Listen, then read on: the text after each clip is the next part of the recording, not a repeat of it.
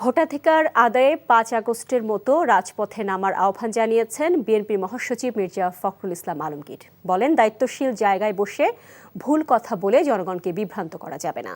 ভারতে বসে শেখ হাসিনা ষড়যন্ত্র করছে এমন অভিযোগ করে তিনি বলেন, উগ্রবাদ মোকাবেলা ও প্রতিহত করতে সবাইকে এগিয়ে আসতে হবে।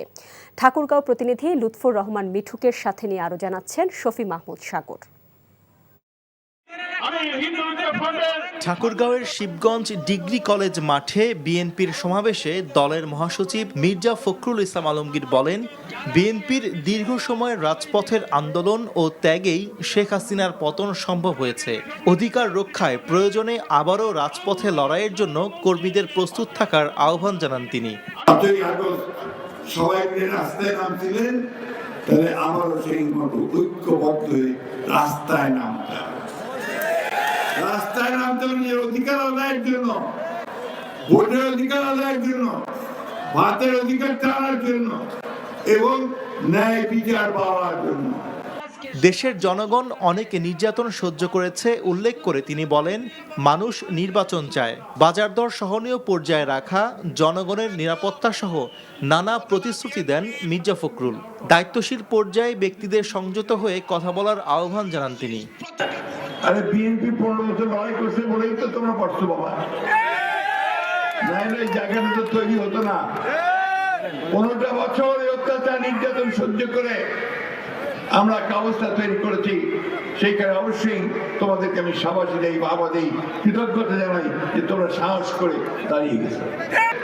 যে আমাদের প্রধানমন্ত্রী এবং রাষ্ট্রপতির ক্ষমতার ভারসাম্য রক্ষা করতে হবে, দুইজনের ক্ষমতার মধ্যে একটা ভারসাম্য আনতে হবে। তখনই তিনি বলেছেন আমাদের পার্লামেন্ট একটা, পার্লামেন্ট যদি দুইটা হয়, দুই কক্ষ হয়, অর্থাৎ আরেকটা উপরে যদি থাকে। বাংলাদেশে কোনো সাম্প্রদায়িকতা নেই দাবি করে তিনি বলেন, বিএনপি ক্ষমতায় গেলে সব ধর্মের মানুষের অধিকার নিশ্চিত করা হবে। শফি মাহমুদ সাগর, এনটিভি নিউজ, ঢাকা। চাকরি পেয়ে গেছি। চাকরি? আপনার কি কোনো কমন সেন্স নেই? আপনি একটা মানুষের বাসায় ঢুকে পড়ছেন কিভাবে? বাসায় প্রবেশের কি নিষেধ আছে নাকি? এই অসময়ে ছাদে আসার কারণ কি? নতুন করে কারো প্রেমে পড়লেন নাকি? আমি আকাশ দেখছিলাম, আকাশ দেখতে দেখতে হারিয়ে গেলাম, হঠাৎ করে আপনি আসলেন।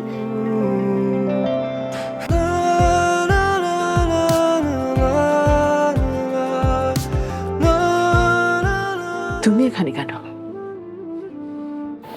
আমার অনুমতি নিয়ে এখানে আসা উচিত ছিল তোমার। মা, এই ছবিটা কার? আমার ম্যাডাম এই ছবিটা দেখে প্রতিদিন কাঁদে কেন মা? এই মেয়েটা কি সব কথা বলছে? মারিয়া, তোমার কি হয়েছে? আজ এত বছর পর কি শাস্তি দিব আপনাকে বলেন তো?